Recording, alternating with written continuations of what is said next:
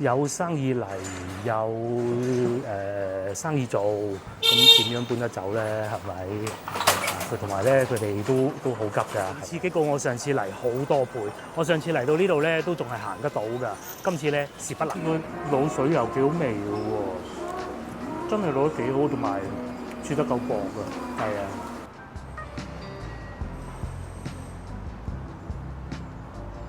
Hello， 各位觀眾大家好，我而家所在位置就係曉港中馬路啊。咁今日咧又係我一個人拍攝嘅。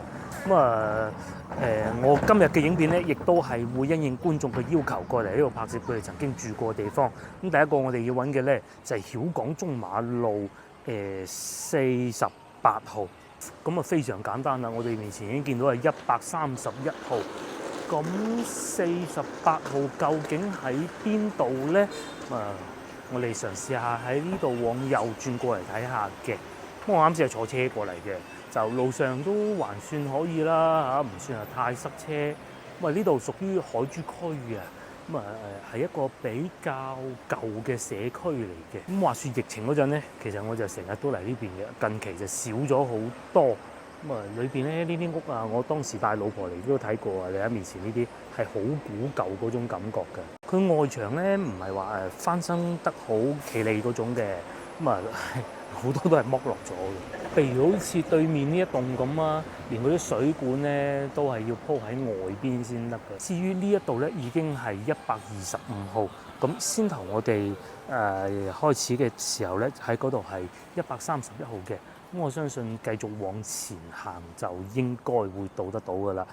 呢度應該以前係一啲宿舍樓嚟嘅，好多都係咁嘅，或者叫房改房啦。呢度睇見115號，我哋繼續往前行，一路行一路帶大家睇下。早幾集影片咪同大家講過話，廣州嗰啲好多電動自行車啊，咁佢哋要充電嘅，因為除咗喺條街度好容易撞到人以外咧，另外一個大問題咧就係充電嘅時候會着火啊。咁所以咧而家好多喺馬路邊咧整咗呢一種啊直接就可以喺度充電掃碼，咁當然要俾錢啦嚇。我哋講翻條路，路面呢度咧係感覺上好安靜嘅，因為樹木啊夠多，老城區又冇話商業中心嗰啲咁嘅感覺嘅。因為海珠區嗰啲商業中心咧就並不喺呢度附近嘅，附近都有嘅。喺呢度過去昌崗咯嚇，算得上係其中一個。市義宮啊，江南西當然就好熱鬧啦，最老牌啦。咁仲有邊度？仲有過到去赤崗嗰邊啦。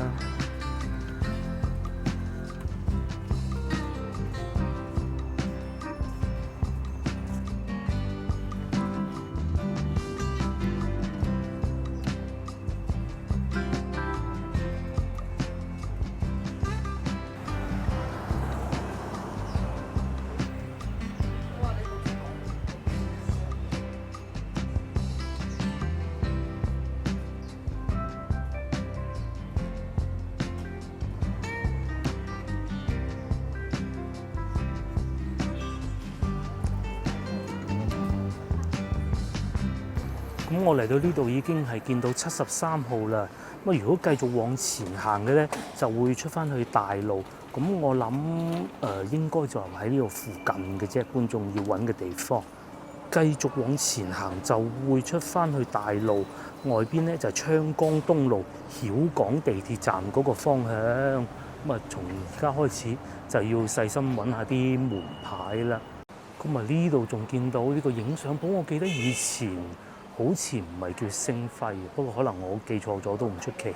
以前我記得呢邊都有一個天池㗎，唔肯定，真係唔肯定。始終我不是經常出沒喺呢度附近㗎嚇。再嚟咧，對面睇見啦，嗰啲標語咧特別多，因為海珠區出過好多單㗎啦，已經即係喺間屋度着火嗰啲咧，至少拘留10天啊，引起火災。廢話少講，我哋揾翻觀眾住過地方先。應該就喺呢幾個位置嘅，但係呢邊啲門牌咧又真係好似唔係好清晰咁喎，得翻啲大嘅門牌。已經差唔多見得到啦，因為咧睇見呢度有幾粒細字係寫住3941嘅，咁觀眾要揾嘅係雙數門牌號碼，咁應該係對面嘅。咁我估應該係呢一帶嘅屋嚟嘅。等我揾下啲門牌號碼先啦嚇。睇下先，前邊嗰度係寫住曉港中馬路，又變咗22號喎，真係奇怪啊嚇！不過唔好理佢啦，應該唔難揾到啲嘢。咁即是換而言之咧，對面嗰啲門牌號碼咧就唔係對住右邊呢啲門牌號碼嘅，呢邊咧係20幾號，對面咧就40幾號咁嘅咯。佢可能唔同啊，好似翻到去西關嗰啲咧，啲屋比較細啊，一戶就一個門牌號碼，咁佢可能咧一嚟幾棟樓就一個門牌號碼嘅，咁我只能這樣理解了。或者我哋入嚟呢度睇一睇啊，係咪？我估應該係裏邊呢啲嘅。嗱，我見到咧呢度已經係30號㗎啦，30號㗎啦。咁我繼續往翻反方向行。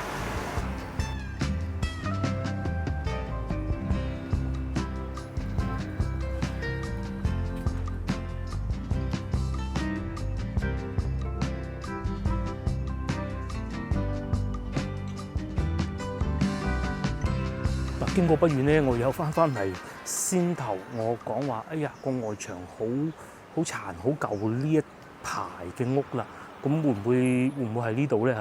而且咧下邊呢度仲睇見一個全屋裝修工裝店鋪嘅裝修鋪頭添，咁反而樓下呢度啊殘舊舊啊嚇，哇啲門牌號碼咧真係睇極都揾唔到，行前啲先。哦嗱，我已經睇到啦，42號，咁啊48號，我估再往前行少少就會到得到噶啦，再行多一排屋啦。話說其實每一次我哋去揾觀眾住個地方咧，我都會簡單搜索一下嘅，因為好可能觀眾直頭名都講錯噶嘛。咁我過嚟之前咧，我就揾到呢一個嘅，叫做大運宣檔。呢度咧就已經係好似係46號嚟嘅。我估睇下48號會唔會喺前邊先？不過咧呢個關咗門喎，睇下會唔會喺呢個士多呢個口入去睇下嚇。就係呢度啦，我已經見到係54號。咁我會喺呢個小區呢度入去睇下有冇路兜翻出去。通常咧曉港呢度嗰啲小區好得意啊，佢係有路兜翻出去嘅。因為喺疫情嗰陣我嚟過啦，全部都係四通八達嘅。再睇下呢度54號。我估會唔會喺前邊嗰度往右轉過翻去另外呢排屋？如果呢邊係54嘅話，會唔會呢邊係50？咁啊再過翻去嗰邊係48，唔出奇啊嚇！嗱，好似呢度咁咧，已經有路過得到去嘅啦。咁啊呢度咧就係先頭我所講嘅好殘好舊外牆剝落咗嗰種屋嚟嘅，同埋呢度啲屋咧係只有6層樓高，就唔係8層嘅。再嚟，我呢度見到52號，再行冇錯啦，我揾到啦，呢度已經係48號呢一棟樓啦，就係先頭我哋講嗰個宣檔嗰度啊，咁啊真係先頭經過睇到嗰種屋咯，咁係有人住㗎，好舊嗰種屋嚟嘅，咁啊呢度樓梯上嘅，呢度肯定係冇加裝電梯，因為佢唔夠8層樓高咧，冇乜用嘅啫嚇。咁啊上邊嗰啲屋啊，大家都睇見啦，係有加裝防盜網嘅，連啲水管咧都係咁樣新裝嘅，仲有係呢種鐵管，同埋睇啲水表全部喺晒外邊噶噃。不單如此，呢度仲有個新港旅社，咁啊應該會唔會係一個酒店咧？啊咁樣嘅酒店真係難得啊嚇，應該係啊，仲有登記嘅地方添。咁啊呢度咧已經係46號，先頭我就係一路行，睇見淨係得46號，揾唔到48號。原來48號係喺呢度嘅。既然咁難得揾得到，又同大家睇下樓上啦，全部都有防盜網㗎啦，已經。咁亞運會嘅時候又冇拆到喎，嗬。咁啊應該係得一個樓梯上嘅啫，即是我哋面前呢一個。啲信箱都係舊嘅，有啲一樓都有人住嘅。咁而家到放假嘅時候咧，啲小朋友就喺度玩㗎啦，喺呢啲應該咁點講啊？應該叫做大樓底下邊玩㗎啦。咁基本上都係咁啦。不過今日天氣都幾熱嘅，同埋睇下屋裏邊嘅狀況，呢啲應該係裝修緊嘅。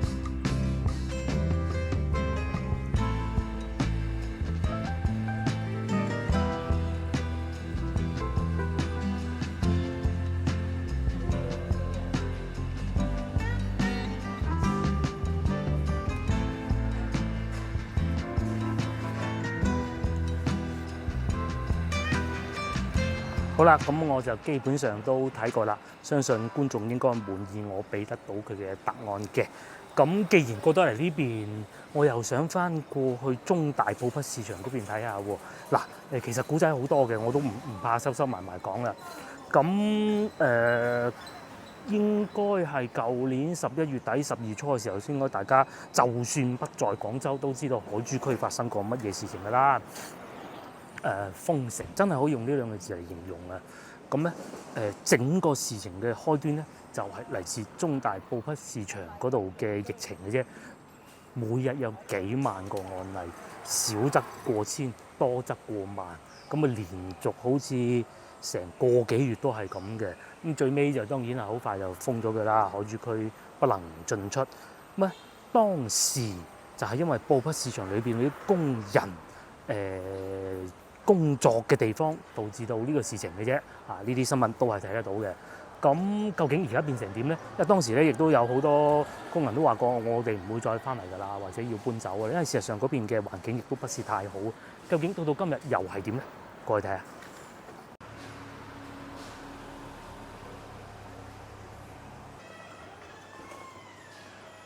好啦，經過不遠，我哋又過到嚟曉港東馬路呢度啦。先嚟中馬路，呢個東馬路，咁咧同先頭嗰度咧就已經截然不同。先頭嗰度真係好有老城區舊街舊巷啊、住宅樓嗰種感覺嘅。呢邊都有，不過咧已經陸陸續續見到有好多嗰啲布匹批發市場嗰啲感覺啦。有啲乜嘢咧？俾大家睇下。首先一個就係會見到呢種細嘅貨 van 啦，佢哋係專門用嚟運貨嘅。咁第二個咧就見到好多電動自行車啊，啱好呢兩部冇嘅啫。有啲咧係會將啲布匹啊直接就擺喺架車度運送嘅。咁啊再嚟咧又會見到，譬如好似面前呢啲咁咧，呢啲鋪頭咧佢會寫住我有啲乜嘢貨嘅可以供應到嘅。嗱，又見到布匹啦，係咪？咁甚至乎繼續往前行咧，就仲會見到一啲大型嘅貨車。咁嗰啲貨車係做咩嘅咧？就係將啲布匹往外邊運送啦，又或者係運翻過嚟啦咁嘅。嗱，譬如好似呢度咁，就已經見到啦。我都好記得之前曾經幫觀眾揾過佢住嘅地方嘅，大概喺呢個位置係志和紡織又或者順豐快遞嗰個位嘅，歷歷在目啊！咁啊，再行翻出去咧，就已經見到中大幾個字啦。咁當然啦，佢呢度咧離中大咧仲有少少距離未到嘅，但係周邊咧全部都係嗰啲布匹市場嘅，又或者好似先頭我哋睇過呢一種啦，呢啲係賣布料嘅應該係，又或者好似呢啲咁啦，將一啲布匹嘅原材料進行加工，咁然之後製造商就可以生產啦。又或者好似順豐快遞咁啦，咁大家又會有疑問啦。哇！我攞嗰條布咁貴咁重，攞順豐快遞有，但係咧通常佢哋都係運送一啲樣板嘅快啊嘛。又或者呢度已經見到一啲倉庫。至於正前方我哋見到咧，就係先頭我所講嗰啲物流車啦。咁佢哋會周圍揾地方停好嘅。咁然之後有老細訂咗貨啦，咁佢就會叫啲工人運過嚟呢度裝車。咁然之後咧就再發出去，可能係譬如好似面前呢個咁啦，寫住湛江茂名。咁啊，究竟係成品啦，抑還是係原材料啦？咁啊，其實各種都會有嘅嚇。呢個就係專線直達湛江茂名，咁運到湛江茂名當地咯喎，咁採購商咧就會直接去嗰啲提貨點啊運貨啦。我哋又見到呢一幕嘅，以前好多啊，大家見唔見到前邊嗰部貨 van 啦？裝到一座山咁啊，啱好俾布牆遮住咗嘅啫嚇。而且咧呢度只不過係外圍嚟嘅啫。呢度以貨倉居多嘅，同埋樣板間咯。咁但係如果繼續往五鳳鄉啊裏邊行咧，就會見到有更多嗰啲製造商啊，即刻打版，即刻同你做到件衫嗰種啊。咁當然啦，唔會淨係做一件嘅。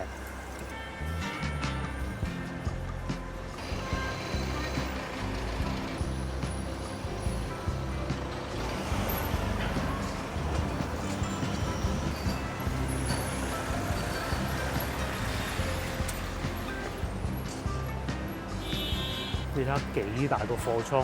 雖然就唔可以咁講啊，大家如果各位觀眾聽到中大呢兩個字，咁你第一個印象會有兩個啦。第一個可能係香港嘅中文大學，第二個咧就係廣州嘅中山大學。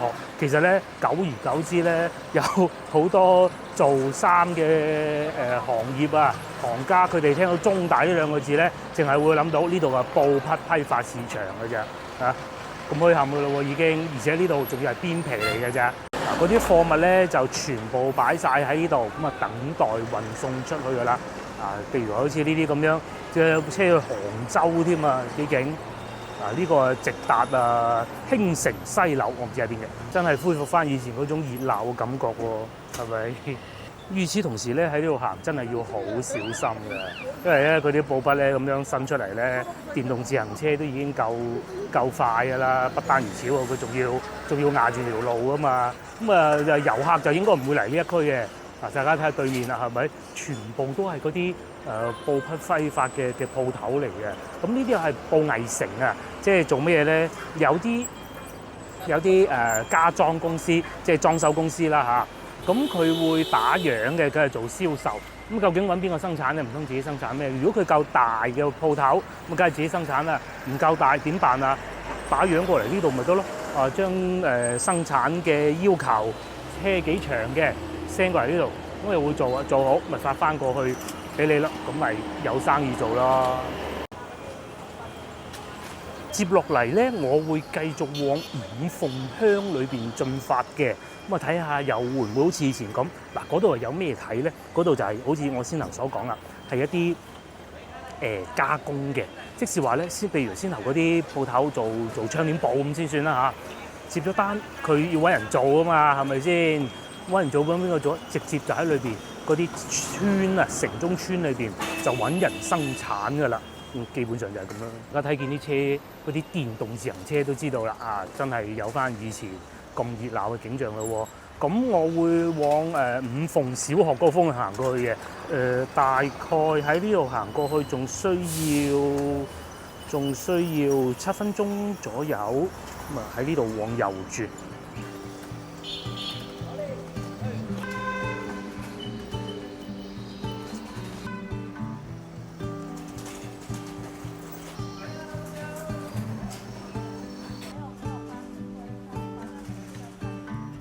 嗱，就係呢度啦，呢度咧就係芸芸眾多中大布匹市場周邊嗰啲城中村啊。咁呢度唔算話好熱鬧嗰度，應該去到露江牌坊嗰度更為熱鬧嘅。但我今日未必會去到咁遠嘅地方嘅。簡單過嚟呢度睇下，我仲記得當時疫情期間啊，啱啱解封，我係嚟過呢度一次啊，成條街咧得幾個人嘅啫。咁我仲記得又有一次直播嘅時候咧，咁啊佢已經係解封咗㗎啦，但係有啲人仲未走喎。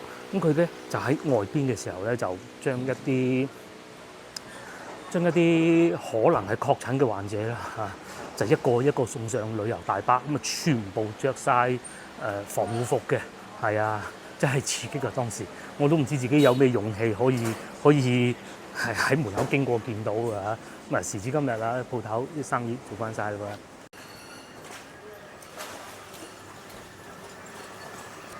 喺疫情之前，我就曾經嚟過一次嘅，因為時間啊各種都唔一樣啦，就不能相提並論。咁啊，我覺得嗰陣咧就更為熱鬧嘅，真係路都行唔到嘅。咁啊，一來可能嗰陣係朝頭早啦嚇，感覺上依家雖然未至於去到疫情嗰陣咁鬧交啦，係，但係咧都未係算係我見過最墟冚嘅時候，但係咧生產係繼續嘅。唔知我今日又睇唔睇得到咧？喺個橋頭好多人喺度等開工嗰種情景咧嚇，即係咩意思咧？即係佢生產嗰啲布料，佢唔會請固定嘅工人㗎，佢係會請好多臨工，嗰啲臨時工咧就全部喺晒嗰個橋頭嗰度等工開，基本上就係咁啦。我哋行下先。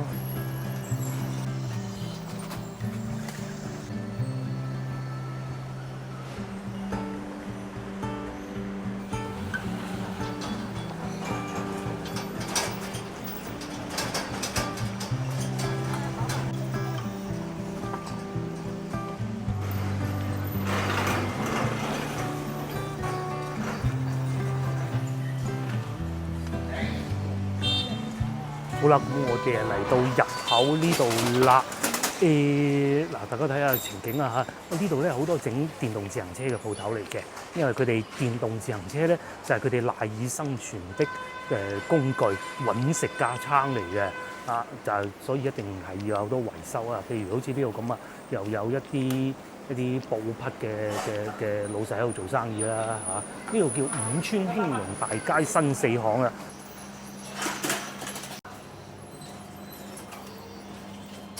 大家可能又會覺得好奇怪啦，究竟呢啲係屬於乜嘢嘅地方咧？其實係咁嘅，佢係屬於城中村啊。咁即是話咧，有好多屋咧都係村民持有㗎，將自己嘅村屋租出去俾人哋使用作為貨倉。咁相對有好多條例咧係唔需要管得咁嚴格嘅嚇，唔使跟得咁足嘅。咁而事實上咧個市場又真係有咁嘅需求。我都唔怕講啦嚇，譬如喺廣州咧有好多大型嘅市場咧都話想要佢搬走嘅，咁啊有兩個講咗好耐㗎啦，呢度係其中一個，但係咧都係搬唔走嘅。譬如好似我哋面前呢啲屋咁咧，佢即使未必做到貨倉啊，可能都會租出去俾啲工人夜晚喺度住㗎。咁啊當時我就行過呢條街啦，真係我都記得嘅。當時就係嗰句人都冇過嘅，見到個人咧好鬼驚嗰種咧。咁然之後時至今日咧，啲鋪頭翻晒嚟啦嘛，係咪？咁啊講翻啱先講嗰個話題啊，話要佢哋搬走啊，搬去清遠。咁但係大家都見到啦，並不容易做得到嘅，因為佢哋唔係國企，唔係你邊度落一紙命令就可以做得到㗎嘛。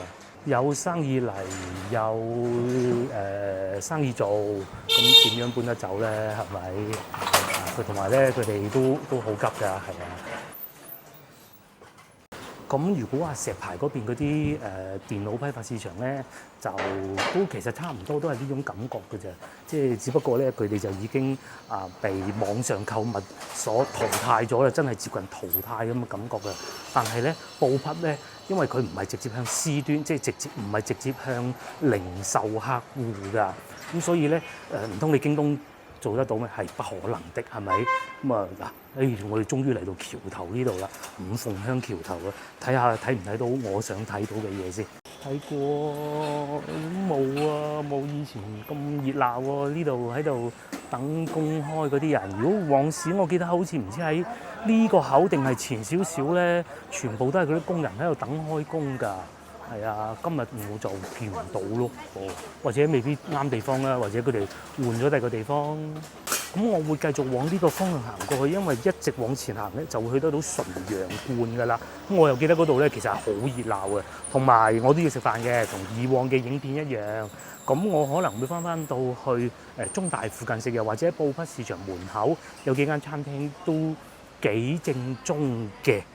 我經常會講究竟你想食一啲譬如係比較正宗嘅潮汕菜，其實並唔係一啲高檔嘅潮汕菜館，又或者湖南菜咁啊。其實咧好多時候咧喺城中村，又或者係大學校後門都可以揾得到嘅，因為佢哋當地人多啊。咁啊，佢哋把口試過唔夠我哋啲廣州人試得精咩？係咪先？咁嗰啲下回分解啊！村嘅感覺就是這樣啦，又有好多大樹，啲路又唔係話好規範嗰種嘅。咁啊，呢度唔知出唔出得到去？等我查下先。根據地圖顯示係可以的。咁啊，沿住呢條河涌一路行就可以到得到㗎啦。呢度仲有呢個小食店㗎喎，真係難得嘅。嗱，就係沿住呢一條河涌邊嘅路仔，大家睇唔睇到嗰啲人就係咁樣沿住一路行嘅咧。嗱，不得不提咧，呢度原來都仲有市場㗎。咁我哋都既然嚟到啦，又經過，因為可以穿翻出去外邊大路嘅。咁至於你又買，我就肯定唔會買㗎啦。睇下啲蔬菜價格都正常啦，肯定唔會話太貴嘅。我估太貴唔通你叫佢哋點買咧？係咪？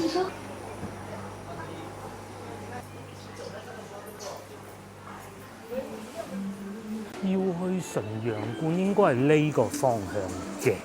咁我嚟嗰次純陽觀嗰個路口咧係會比較闊㗎。咁我記得當時嚟嘅時候咧，我見到個情景咧就係就係嗰啲車咧亂飛亂轉嘅。咁好似呢個口呢條路我都入過嚟，當時咧我仲見到係有一部貨 van 啊，係要通過，極難通過嗰種嘅。而家咧就好啲啦嚇，不過都係好多人運報啊，大家都見到啦嚇，呢啲都唔使我再多講啊，係嘛？咁同埋大家可能又會奇怪啦，究竟佢哋租屋嗰啲價格係點咧？其實我可以同大家講啊，城中村嗰啲租屋咧，大多數都唔會寫個價錢出嚟㗎，我係揾唔到嘅。去過好多城中村我都試過㗎啦，呢度亦都唔例外啦嚇。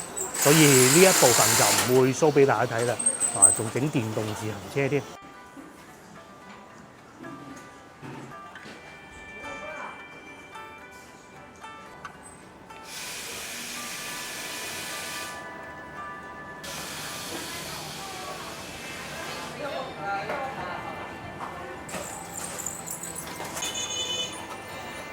冇錯啦，我哋又嚟到純陽觀嘅門口啦。不過重點我就唔係嚟睇純陽觀嘅，我係想睇下外邊嗰啲墟冚嘅情景，嚟湊下熱鬧嘅啫。哇！廣州到武漢都有，咁佢肯定係唔會用呢部車拉到去武漢嘅嚇，佢係會轉大車嘅。個車越大就成本就越低啊嘛，係咪？咁啊，睇下前邊先，我哋就係呢一度啦，就係呢個位置啦。咁咧，我仲好記得嘅，我嗰陣仲懶之整咁喺前邊咧係有一條斑馬線，諗住過馬路，梗係要斑馬線安全咁啊。其實我可以同大家講冇用，包括我而家企緊呢個位置咧，其實都係一個人行道嚟嘅。咁啊，行出去咧，你係要極度小心，有4個轆啦，有電動自行車咧，隨時喺你四面八方咧都係有車鏟埋嚟㗎啦。係啊，我都唔知點樣過去嘅，如果要過去嘅話。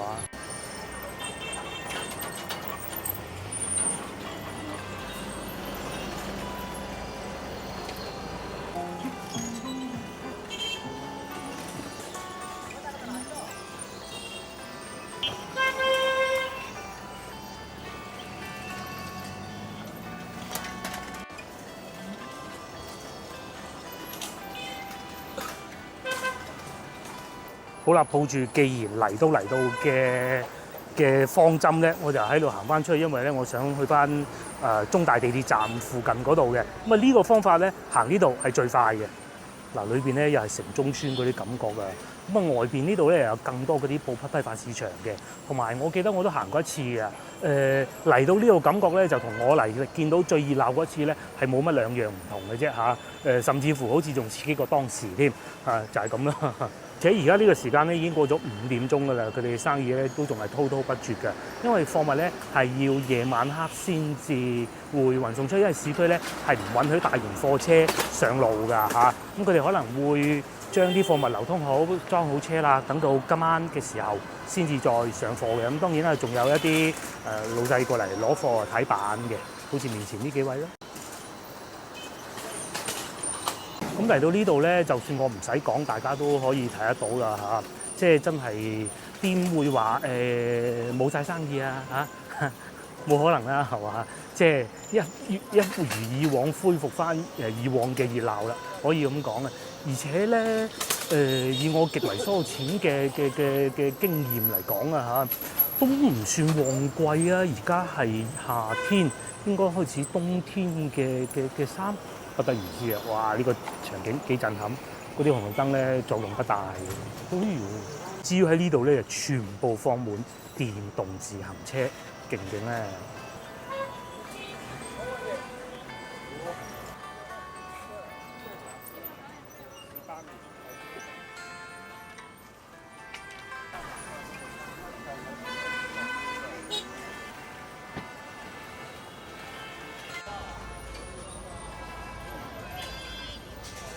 哇！呢度打晒死你添，幾刺激係嘛？揸車咪都過唔到㗎啦！哎呦，真係仲刺激過我上次嚟好多倍。我上次嚟到呢度咧，都仲係行得到㗎。今次咧是不能夠的。至於呢度裏邊入去咧，更為熱鬧。呢啲咧我啊唔再囉嗦講啦嚇。睇下啲人好過啦。嗱，呢度啊又喺度塞車啊！大家想唔想得到？呢度係會塞車，電動自行車啦、貨車啦，全部混埋一齊。咁大家知唔知道後邊呢度做緊咩咧？其實係起緊地鐵站啊！呢個地鐵站名就叫中大南門地鐵站10號線。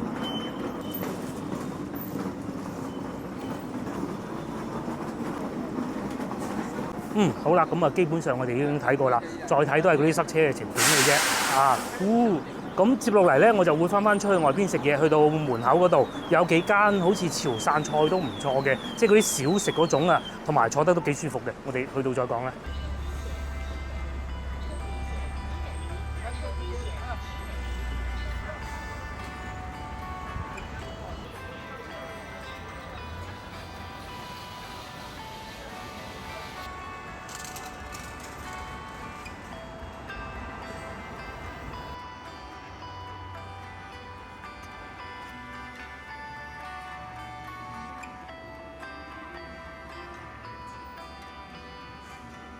哇！超級熱，我嘅嘢食就到咗啦，就係呢個招牌老鵝飯，29蚊嘅。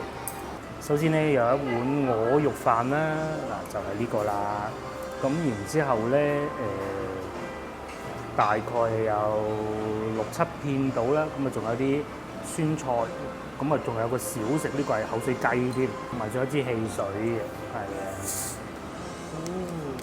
原先我係諗住喺城中村裏邊食嘅，但係咧挑戰確實大。第一，我唔知道嗰啲好唔好食；第二，拍攝實在不容易啊，所以咧我就揀咗呢啲鋪頭仔啦。就係呢啲咧，好似快餐店咁嘅，而且餐廳就唔算好大嘅啫，就喺中大地鐵站對面啊。試下嚿鵝肉先咧，呢叫冇皮嘅，咁佢係有配醋嘅。咁加咗醋應該冇咁肥膩啩嚇，試見有皮嘅。咁其實都有人食嘢喎，而家呢個時間啱過5點半嘅。不得不提咧，佢哋仲有教點樣品嚐呢個鵝肉飯嘅喎，係咪？仲有可以點試一啖味道，跟住咧，如果覺得太淡啊，點啲老汁；如果覺得鹹咧，就點啲蒜泥醋。哦，即係應該係呢個啊！大家聽見我講蒜泥醋3個字都知道，其實我唔識食嘅嚇。第2次食講完啦，係啊，上一次係食睇龍船嗰次咩湛江鴨仔飯嗰次，不過同呢啲風味係唔同嘅。我見佢滷水又幾好味嘅喎，真係滷得幾好，同埋切得夠薄嘅，係啊。咁至於切得夠薄係為咗節省成本定係咩原因咧？咁啊不得而知啊，但係起碼我食落係舒服啦。同埋咧，唔好以為咁 hea 喎，佢啲飯幾好嘅喎，嚇，但係咧就份量少啲咯。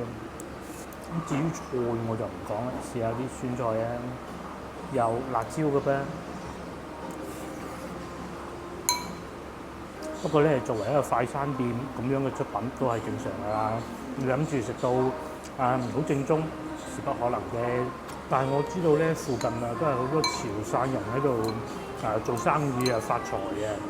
咁所以咧，其實啲鋪頭咧應該都係有一定嘅水準嘅，唔係點敢開喺呢度啊？好有可能咧係嚟攞貨嘅客商，咁佢哋想試下啲當地嘅風味啊。老實講啦，如果係打工嘅呢一份餐就真係有點而貴啊。點埋嗰啲醋嘅仲好味。咁接落嚟我試埋呢個口水雞嘅，我對呢個冇乜期待啊。老實講，佢有得揀牛片。仲有另外一款我唔記得咗，但係咧只有呢一個，應該係辣㗎吧？哇，咁樣嘅，麻辣啊！哇，好辣嗰種啊！哇，太辣啦！嗱好啊，我慢慢食啊，食完之後咧再帶大家行下。嗱，我食飽飽，我都唔問大家覺得點啦。呢一個咁樣嘅飯都唔好有太大期望啊嚇！今集主要嚟睇下中大呢邊變成點嘅啫。我會去翻前邊嗰度坐地鐵嘅。喺我面前呢度咧，就係中大紅棉布匹市場，我都入過去一次㗎啦。咁呢度咧睇起身咧就規範好多嘅，企理好多嘅嗰啲鋪頭，就唔會話有嗰啲電動自行車亂飛，係有，但係唔會亂飛啊。唔同先頭我哋去到城中村嗰度，不得不提咧，呢度仲有星巴克嘅。又或者美心都有嘅，係啊，前邊仲有喜茶嘅，你真係想像唔到咧，個反差係咁大，反差都唔夠大啊！對面中山大學添啊，仲要係呢邊咧就係布匹市場城中村，對面咧就係中山大學啊，係咪好震驚、好意外咧？咁我啊囉嗦沉氣都要講一次啊，終於係行完食完睇完啦！真係之前都話啊，中大布匹市場會唔會式微咧？咁啊，今日大家睇見應該就唔會嘅嚇，因為始終我係好認同一個講法，就係廣州咧嘅經濟啊係好自由㗎，唔係話邊個落個命令就得嘅嚇。除非犯法嚇，又或者被市場淘汰，就好似崗頂電腦城嗰啲咁樣樣咯。咁啊呢啲咧仲未被市場淘汰，又或者冇一啲新嘅產物出嚟代替佢，咁所以咧佢就能夠繼續堅持得到，繼續做得到落去，就係咁嘅原因啦。而且裏邊咧大多數都係城中村嗰啲村民租屋出嚟㗎。咁佢相對規管，正如好似先頭所講，就冇咁嚴格嘅，就可以有好多靈活啲嘅地方可以做得到啦嚇，大概就係咁啦。咁啊，希望繼續繁榮得嚟，又能夠規範啲，咁就係好事嚟嘅。咁啊，今集影片都到呢度為止啦。前邊就係地鐵站，我就坐地鐵翻屋企啦，中大站。